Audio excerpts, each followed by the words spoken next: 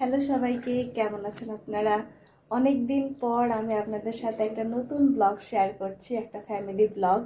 আজকে আমরা একটু বারবিকিউ বানানোর একটা অ্যাটেম্প্ট নিয়েছি। তার জন্য সব প্রিপারেশন ডান। এখন হচ্ছে আমার বোন এখানে একটা পরোটা বানানোর জন্য ডো তৈরি করতেছে। যাই হোক, মাংসটা অনেকক্ষণ হলো ম্যারিনেট করা হয়ে গেছে। এখন জানি না যে আদৌ বারবিকিউটা ঠিক মতো হবে কিনা। তো আস্তে আস্তে ভিডিওর মধ্যে সব কিছুই শেয়ার করার চেষ্টা করব। সন্ধ্যায় খাওয়ার জন্য এখানে মুড়ি মাখা করছি আমি।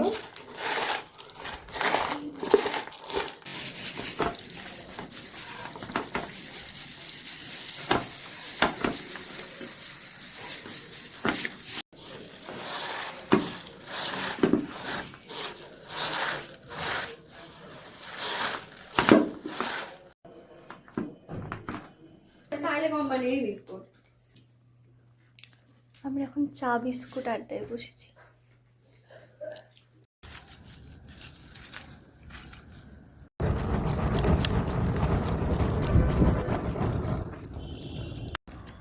বারবিকিউ করার জন্য আমরা অনেকক্ষণ ধরে কয়লা ধরানোর ট্রাই করতেছি। তো কয়লা মোটামুটি ধরছে। তো এখন কয়লার অবস্থাটা আমি দেখাই। এই যে কয়লা কিছু কিছু জায়গাতে ধরছে, কিছু কিছু জায়গাতে এখনো ধরে নাই, কিন্তু হয়তো আর কিছুক্ষণের মধ্যে পুরোপুরি কয়লাটাই আমাদের রেডি হয়ে যাবে। করে দাও, ওইটা আগুন ধরে ওটা ইয়ে হয়ে যাবে।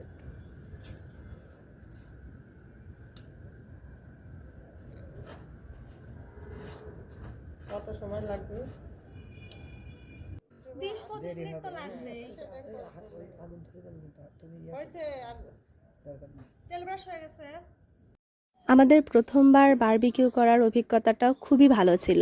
আমরা কেউই এক্সপেক্ট করেছিলাম না যে এত সুন্দরভাবে প্রপারলি আমরা বারবিকিউটা করতে পারবো, এবং এত সুন্দর একটা ফ্যামিলি টাইম আমরা কাটিয়েছি।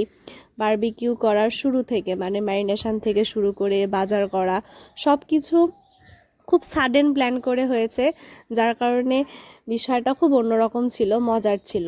সবাই একসাথে হাতে হাত মিলিয়ে কাজ করেছি। আর আমি একটা ছোট্ট ইনফরমেশান আপনাদের সাথে শেয়ার করে নেই।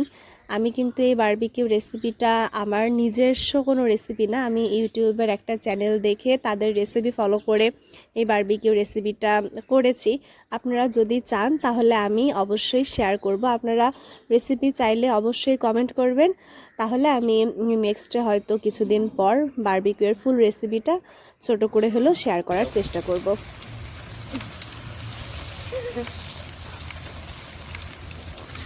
আলটিমেটলি আমাদের কয়লা ধরে গেছে, বারবিকিউ বসে গেছে।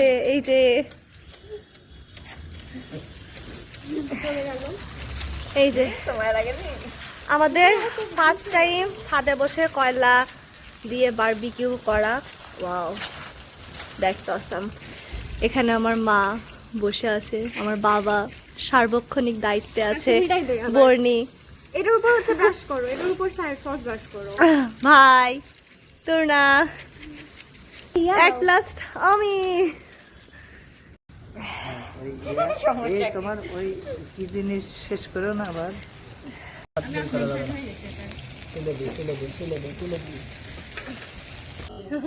জল দিচ্ছে। এই যে আমাদের বারবিকিউ হচ্ছে, সবাই চলে আসছে বারবিকিউ খেতে।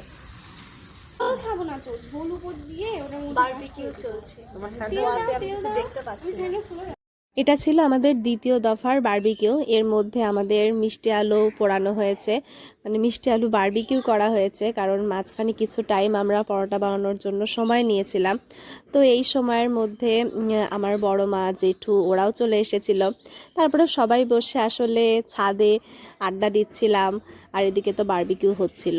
তো সর্বশেষে আমাদের বারবিকিউটাও পুরোপুরি কমপ্লিট হয়ে যায়। এদিকে আমরা অনেকক্ষণ ধরে পরোটাগুলো বানিয়েছিলাম, আর বাসায় মেয়োনিজ বানানো হয়েছিল। এখানে এই যে মিষ্টি আলু পোড়ানো হয়েছিল, এটাও আমরা সবাই একসাথে ভাগ ভাটোয়ারা করে খেয়েছি। এখন সবাই একসাথে খাওয়া দাওয়া করতে বসে গেছে। প্রথমবার যেহেতু বারবিকিউ করেছে, এই জন্য আসলে টাইম ম্যানেজমেন্ট করতে আমাদের একটু অসুবিধা হয়েছিল, যার কারণে বারবিকিউ শেষ করতে করতে আমাদের অনেক রাত হয়ে গিয়েছিল। শীতের তো একদম শেষ, তাই আমরা একবার বারবিকিউ করে নিলাম। যদি সুযোগ পাই তাহলে হয়তো আরেকবার বারবিকিউ করার ইচ্ছা আছে।